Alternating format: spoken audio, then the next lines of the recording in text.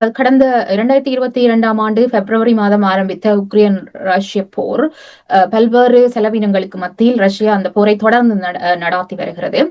இந்த போரை நடாத்துவதற்குரிய அந்த செலவினங்களை ரஷ்யா பொருளாதாரம் அதற்கு முக்கியமாக இருக்குது. ஏனென்றால் சர்வதேச நாடுகள் பல அதற்கு அதாவது தடைகளை விதித்திருக்கிறது. இந்த வேளையிலே ரஷ்ய பொருளாதாரம் எவ்வாறு தாக்குப்பிடிக்கிறது அல்லது எதிர்காலத்தில் அது எவ்வாறு செல்ல போகிறது என்று நீங்கள் நினைக்கிறீர்கள்? போர் என்று வரும்போது பொருளாதாரம் பாதிப்படையும். ஆனால் அந்த போர் நடக்கின்ற தொடக்கத்துல இந்த எக்கனமி என்ற ஒன்று பண்ணும். இப்ப படை போர் நடக்கின்ற போது அவர்கள் படைக்கலங்களை உற்பத்தி செய்வார்கள். மற்றது படையினருக்கான கொடுப்பனவுகள் அதிகரிக்க வேண்டிய மக்கள் மத்தியில் பணமாக போய் சேரும். இப்ப படைக்கலங்கள் உற்பத்தி படைக்கலன் உற்பத்தி சாலையில பலர் பணிபுரிவார்கள். அப்ப அந்த அடிப்படையில மக்கள் மத்தியிலே கொள்வனவு பணம் புழக்கம் அதிகரிக்கின்ற போது அவர்கள் கொள்வனவை செய்கின்ற போது பொருளாதார உற்பத்தி அதிகரிப்ப அதை சொல்றாரு எக்கனமி என்று சொல்லி. அதுதான் இந்த 2024ஆம் ஆண்டுக்கு பிறகு ரஷ்யாவில் நடந்து கொண்டிருக்கின்றது.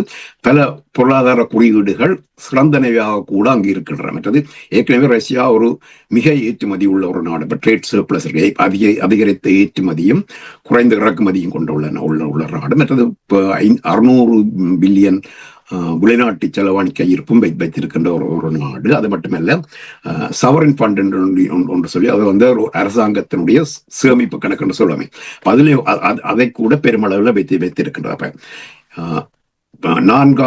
ஜூலை மாதம் 4ஆம் தேதி 2025ஆம் ஆண்டு ஜூலை மாதம் 4ஆம் தேதி அமெரிக்காவுடைய அந்த நிதித்துறை நாளிதழான வால் ஸ்ட்ரீட் ஜேர்னல் வந்து ரஷ்யாவுடைய பொருளாதாரத்துல மூன்று அந்த ரெட் சிக்னல்ஸ் என்று சொல்லுகின்றது. முதலாவது வந்து ரஷ்யாவுடைய மேனுஃபேக்சரிங் செக்டர் வந்து டவுன்ஃபால்ல போய்கிறது. அதனுடைய அந்த உற்பத்தி துறை வந்து வீழ்ச்சி அடைகின்றது. மக்கள் வந்து தங்களுடைய கொள்வனவை குறைக்கின்றார்கள். பணவீக்கம் இருக்கின்றபடியால் அவர்கள் தங்களுடைய கொள்வனவை குறைக்கின்றார்கள். மற்றது பணவீக்கம் தொடர்ச்சியாக உயர்ந்து கொண்டே இருக்கின்றது. மற்றது பட்ஜெட் டெபிசிட் என்று சொல்லப்படுகின்ற அந்த வரவு செலவு பற்றாக்குறையும் அதிகரித்துக் கொண்டே இருக்கின்றது. இப்ப இது வந்து வால் ஸ்ட்ரீட் ஜேர்னல் மட்டும்தான் அமெரிக்கா நாடு அவர்கள் வந்து பொய்ய சொல்வார்கள். ரஷ்யாவுடைய நிதி அமைச்சர் கூட இந்த 2025ஆம் ஆண்டு மே மாதம் சொல்லியிருந்தார், ரஷ்யாவுடைய பொருளாதாரம் வந்து ஒரு ரிசெஷன் எச்சில நின்று பேலன்ஸ் பண்ணி கொண்டிருக்கு. அந்த பொருளாதார சரிவினுடைய விளிம்பில நின்று தள்ளாடி கொண்டிருக்கின்றது என்ற மாதிரி ஒரு கருத்து சொல்லியிருந்தார். மற்றது பல ரஷ்ய அரசு அதிகாரிகள் கூட இந்த ரஷ்ய பொருளாதாரம் வந்து தற்போது சிக்கலாக அல்லது பிரச்சனைக்குள்ளாக மாறிக்கொண்டிருக்கின்றது என்று சொல்லப்படுகின்றது. ஆனா இத்தனைக்கு மத்தியிலும் புட்டினுடைய அப்ரூவல் ரேட்டிங் வந்து 86 விழுக்காடாக இருக்கின்றது. அதையும் வந்து நாங்கள் கருத்தில் கொள்ள வேண்டும்.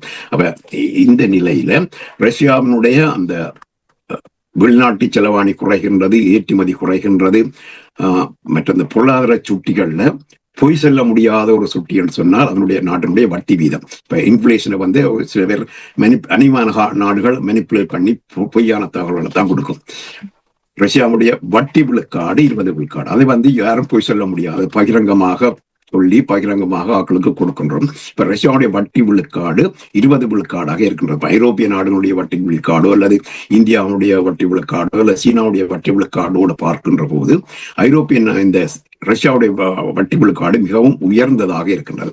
அதற்கான காரணம் அவர்கள் வந்து அதிக அளவு கடன்பட்டு தான் இந்த போரை செய்து கொண்டிருக்கின்றார்கள். உக்ரைனை பொறுத்தவரையில இந்த போரை தொடர்ந்து செய்யக்கூடிய ஒரு நிலையில தங்களுடைய உள்ளூர் உற்பத்தி சாதனங்கள், அதாவது அசிமெட்ரிக் வார்ஃபேர் என்று சொல்லி அந்த சமச்சீரற்ற போர் முறையை பாவித்து குறைந்த செலவில் உருவாக்குகின்ற சிறிய படைக்கலன்கள், சீ ட்ரோன்ஸ் மட்டும் இருக்கலாம் இல்லை ஏர் ட்ரோன்ஸ் மட்டும் இருக்கலாம், அப்படி சிறிய சிறிய படைக்கலன்கள் போன்றவற்றை உற்பத்தி செய்து ரஷ்யாவுக்கு பெரிய இழப்புகளை ஏற்படுத்தி கொண்டே இருக்கின்றார்கள். இப்ப 2025ஆம் ஆண்டு ஜூலை மாதத்தில் கூட ஒரு பெருமளவு தாக்குதலை ரஷ்யா உக்ரைன்ல செய்திருந்தது.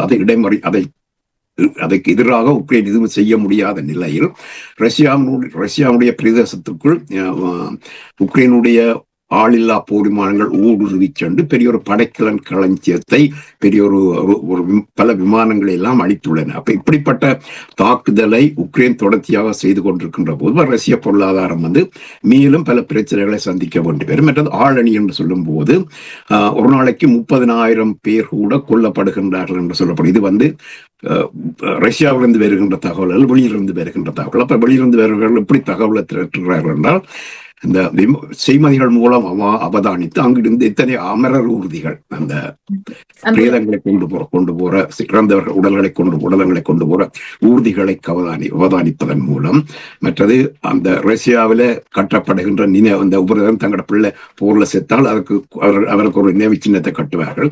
மற்றது அந்த இன்ஹெரிட்டன்ஸ், அந்த அவருடைய சொத்து அவருடைய பிள்ளைக்கு அல்லது மனைவிக்கு அல்லது தந்தைக்கு பரிமாறுகின்ற இப்படிப்பட்ட கணக்குகளை வைத்து ரஷ்யா பெருமளவு ஆழணி இழப்புகளை சந்தித்துக் கொண்டே இருக்கிறது. ரஷ்யா பெற்ற இந்த 2022ஆம் ஆண்டிலிருந்து இந்த 3 ஆண்டு போர்கள் கூட உக்ரைனுடைய நிலப்பரப்பில 18 விழுக்காட்டைத்தான் ரஷ்யா கைப்பற்றியிருக்கின்றார்.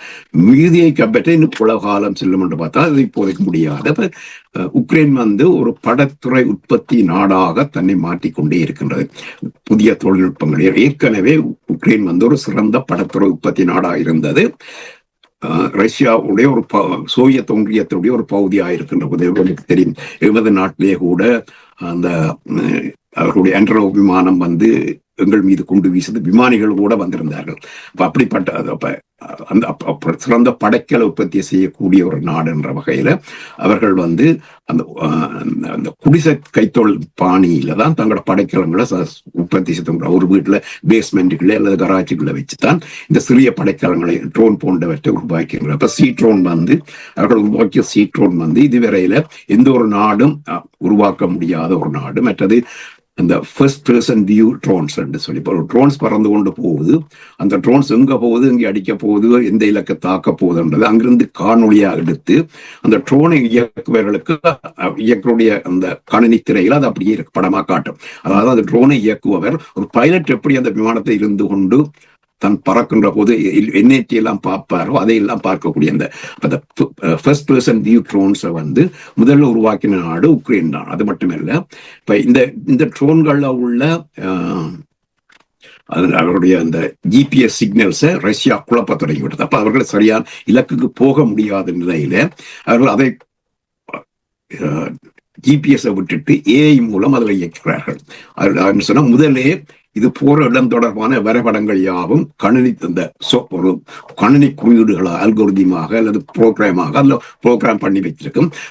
அந்த ஏஐயே அதை காட்டும், இந்த இலக்கை போய் சந்திக்க வேண்டும் என்று காட்டும். அது இங்கிருந்து இயக்குபவர் அதை திசை மாற்றிக்கொள்ள தேவை, தானாக சிந்தித்து செய்யக்கூடிய. அப்ப அது உக்ரைன் செய்த அடுத்த புரட்சி. அப்ப இப்படி இன்னும் என்னென்ன செய்ய போகிறார்கள். அது மட்டுமல்ல, இப்போது தரையில் இயங்குகின்ற ட்ரோன் அப்புறம் சிறிய ஒரு டிராக்டர், மினி டிராக்டர் மாதிரி இருக்கும். அது குண்டுகளை தாங்கி சென்று ரஷ்யாவுடைய படையினருடைய அந்த பதுங்குழிகளுக்குள்ள கொண்டே வெடிக்கப்படும். அப்ப இப்படிப்பட்ட தொடர்ச்சியாக உக்ரைன் தன்னுடைய கண்டுபிடிப்புகளை மேம்படுத்தி கொண்டு போகின்ற போது ரஷ்யாவுக்கு இலகுவாக இருக்காது இந்த போர்ல வெற்றி பெறுவது. அப்ப இந்த ரஷ்ய பொருளாதாரமும் தேய்ந்து கொண்டு போகின்ற நிலையில இன்னும் 4 ஆண்டுகளுக்கு உள்ள போர் முடிக்காது. ஆனால் 4 ஆண்டுகளுக்கு ரஷ்யா பொருளாதாரம் தாக்கு பிடிக்குமா என்பது சந்தேகம்.